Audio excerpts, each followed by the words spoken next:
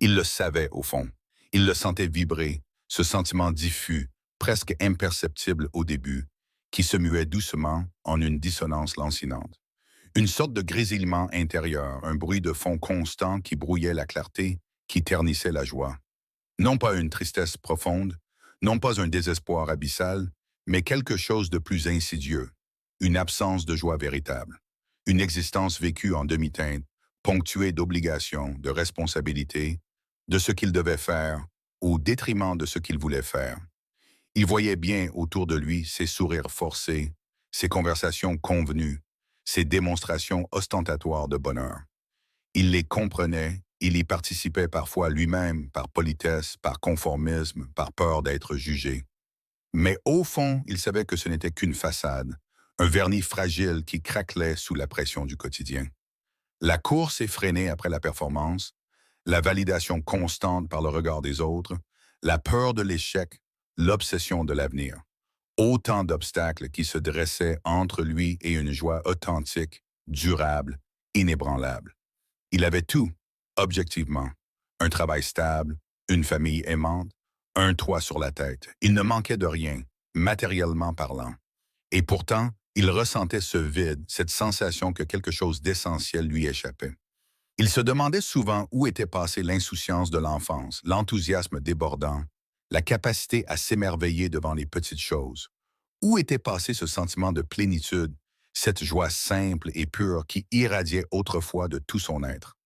Il avait essayé, bien sûr, de combler ce vide. Il avait cherché le bonheur dans des objets, dans des expériences, dans des relations. Il avait accumulé des possessions, voyagé aux quatre coins du monde, collectionné les conquêtes. Mais rien n'y faisait. La joie était éphémère, superficielle, conditionnée par des facteurs extérieurs. Dès que les circonstances changeaient, dès que les plaisirs s'estompaient, le vide revenait, plus profond et plus lancinant que jamais. Il commençait à se lasser de cette quête futile, de cette course sans fin, après un bonheur illusoire. Il se sentait prisonnier d'un cercle vicieux, condamné à répéter les mêmes erreurs, à poursuivre les mêmes mirages. Il aspirait à autre chose, à une joie plus profonde, plus authentique, plus enracinée. Une joie qui ne dépende pas des circonstances extérieures, qui ne soit pas soumise aux aléas de la vie, qui soit accessible en toutes circonstances. Il avait entendu parler, vaguement, de la philosophie stoïcienne. Il avait lu quelques articles, quelques citations, sans vraiment s'y intéresser. Il associait le stoïcisme à une forme d'ascétisme, à une négation des plaisirs, à une résignation face au destin. Il pensait que c'était une philosophie austère, rigide, incompatible avec la vie moderne. Mais au fond de lui, une petite voix lui disait qu'il avait peut-être tort. Que peut-être, dans ces textes anciens, se cachait une sagesse profonde, une clé pour déverrouiller le mystère de la joie véritable. Il était prêt à explorer cette voie, à remettre en question ses certitudes, à sortir de sa zone de confort. Il était prêt à se confronter à ses propres faiblesses, à ses propres peurs, à ses propres contradictions. Il était prêt à faire le travail nécessaire pour cultiver une joie de vivre authentique, durable, inébranlable. Il savait que ce ne serait pas facile, que le chemin serait long et semé d'embûches. Mais il était déterminé à persévérer, à ne pas se laisser décourager par les difficultés, à ne pas se laisser distraire par les illusions. Il était prêt à devenir son propre maître, à prendre le contrôle de sa vie, à choisir sa propre voie. Il était prêt à découvrir le stoïcisme, non pas comme une contrainte, mais comme une libération. Il commença donc sa quête, non pas avec l'ardeur d'un converti, mais avec la curiosité prudente d'un explorateur.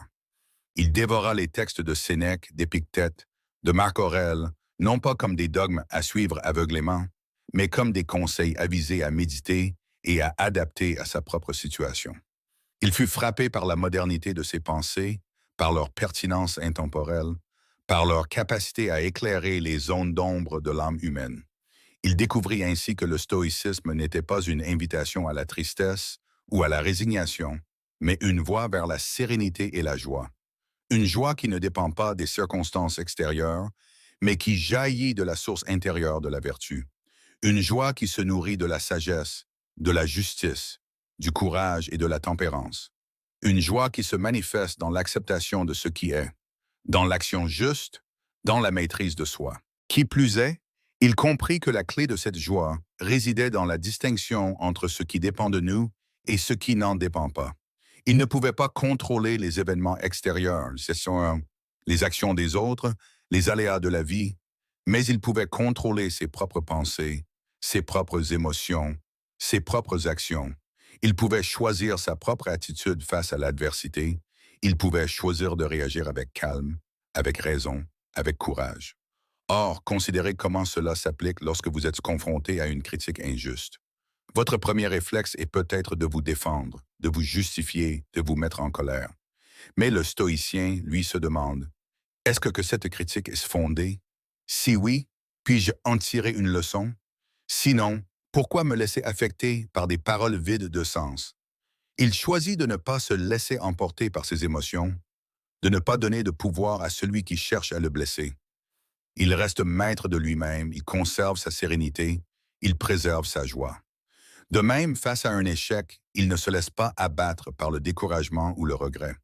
Il analyse la situation, il identifie les erreurs qu'il a commises, il en tire des enseignements pour l'avenir. Il accepte que l'échec fasse partie de la vie, qu'il soit une occasion d'apprendre et de grandir. Il se relève plus fort et plus sage, et il continue son chemin avec courage et détermination. En outre, il réalisa que la joie stoïcienne ne se limitait pas à la maîtrise de soi et à l'acceptation du destin. Elle impliquait également un engagement actif dans le monde, un désir de contribuer au bien commun, une volonté de faire preuve de justice et de compassion envers les autres. Il comprit que le bonheur individuel était indissociable du bonheur collectif, que l'on ne pouvait trouver la joie véritable qu'en se mettant au service des autres, qu'en faisant de son mieux pour rendre le monde meilleur. Dès lors, il commença à appliquer les principes stoïciens dans sa vie quotidienne. Il s'efforça de contrôler ses pensées et ses émotions, de ne pas se laisser emporter par la colère, la peur ou l'envie. Il apprit à accepter ce qu'il ne pouvait pas changer, à se concentrer sur ce qu'il pouvait contrôler. Il s'engagea dans des actions qui avaient du sens pour lui, qui contribuaient au bien-être des autres. Il se débarrassa des possessions inutiles, des relations toxiques, des distractions futiles. Il simplifia sa vie, il se recentra sur l'essentiel. En considérant le chemin parcouru jusqu'ici, une trame se tisse, subtile mais tenace, reliant les points épars d'une compréhension naissante. Ce n'est pas une simple énumération d'étapes franchies, mais plutôt la révélation progressive d'une cohérence sous-jacente, comme les couleurs d'un tableau qui, prises isolément, semblent arbitraires, mais qui, assemblées, révèlent une image saisissante. Il ne s'agit pas de récapituler les leçons apprises, mais plutôt de sentir la force de leur convergence, la manière dont elles s'épaulent mutuellement pour éclairer un horizon plus vaste. L'expérience vécue se révèle ainsi non pas comme une succession d'épreuves et de triomphes, mais comme une lente alchimie intérieure, une transformation silencieuse, comparable à celle du grain de sable, qui, sous l'action conjuguée du temps et des éléments, se métamorphose en une perle précieuse. La résilience, l'acceptation, la maîtrise de soi. Autant de vertus qui, cultivées avec patience et persévérance, contribuent à forger un état d'esprit nouveau, une manière d'être au monde plus sereine et plus épanouissante. À la lumière de ces prises de conscience, le sentier qui se profile devant nous s'éclaire d'une clarté nouvelle. Ce n'est plus un chemin semé d'embûches et de dangers, mais une invitation à explorer les profondeurs de notre être, à découvrir les ressources insoupçonnées qui sommeillent en nous. Il ne s'agit plus de lutter contre le destin, mais de danser avec lui, d'accepter son rythme et ses variations, de trouver la beauté dans l'éphémère et l'incertitude. En nous rapprochant du terme de cette exploration, l'impérieuse nécessité d'une synthèse se fait sentir. Non pas une synthèse réductrice qui aplatirait la richesse et la complexité du vécu, mais une synthèse organique qui révèle l'unité profonde de l'expérience. Comme les branches d'un arbre qui, s'élançant vers le ciel, puisent leur force dans les racines communes, les différents aspects de notre quête convergent vers un point central, un noyau de vérité qui éclaire le sens de notre existence. Ainsi, il ne reste plus qu'à laisser infuser ces réflexions, à les laisser imprégner notre être, à les laisser transformer notre regard sur le monde. Car au-delà des mots et des concepts, c'est dans l'expérience vécue, dans l'application concrète des principes, que réside la véritable transformation. Et c'est vers cette transformation que nous allons maintenant nous tourner, en quête d'une conclusion qui, loin d'être une fin, marque le début d'un nouveau chapitre. Il avait cheminé, pas à pas, sur ce sentier sinueux, découvrant non pas une formule magique pour effacer les tracas, mais une manière nouvelle de les aborder. Non pas une armure impénétrable, mais une souplesse intérieure lui permettant de plier sans rompre, d'encaisser les coups sans se laisser abattre. Il avait appris que la joie véritable ne se trouve pas dans l'accumulation de plaisirs éphémères, mais dans la culture d'une sérénité profonde, d'une acceptation lucide de la réalité. Il avait découvert que le stoïcisme n'est pas une philosophie de repli sur soi, mais une invitation à l'action, à l'engagement, à la contribution. Non pas un renoncement au monde, mais une manière de s'y investir avec discernement, avec justice, avec compassion. Il avait compris que le bonheur individuel est intrinsèquement lié au bien-être collectif, que l'on ne peut s'épanouir pleinement qu'en se mettant au service des autres, qu'en œuvrant pour un monde plus juste et plus harmonieux. Il voyait désormais la vie non pas comme une succession d'épreuves à surmonter, mais comme une occasion d'apprendre, de grandir, de se dépasser. Non pas comme un combat à gagner, mais comme une danse à improviser en harmonie avec le rythme du monde. Il avait intégré que l'impermanence est la seule constante, que le changement est inévitable, que la souffrance fait partie intégrante de l'existence. Et c'est précisément dans cette acceptation de l'éphémère, dans cette conscience de la fragilité de toute chose que réside la clé d'une joie durable. Non pas une joie naïve et insouciante, mais une joie lucide et consciente, qui s'enracine dans la gratitude, dans l'appréciation du moment présent, dans la reconnaissance de la beauté qui se cache même dans les situations les plus difficiles. Il réalisait enfin que le stoïcisme n'est pas une destination, mais un voyage. Non pas un ensemble de règles à appliquer mécaniquement, mais un processus de transformation continue, une quête sans fin de sagesse et de vertu. Il savait qu'il y aurait encore des moments de doute, des moments de faiblesse, des moments de découragement. Mais il savait aussi qu'il avait désormais les outils pour faire face à l'adversité, pour cultiver sa sérénité, pour préserver sa joie.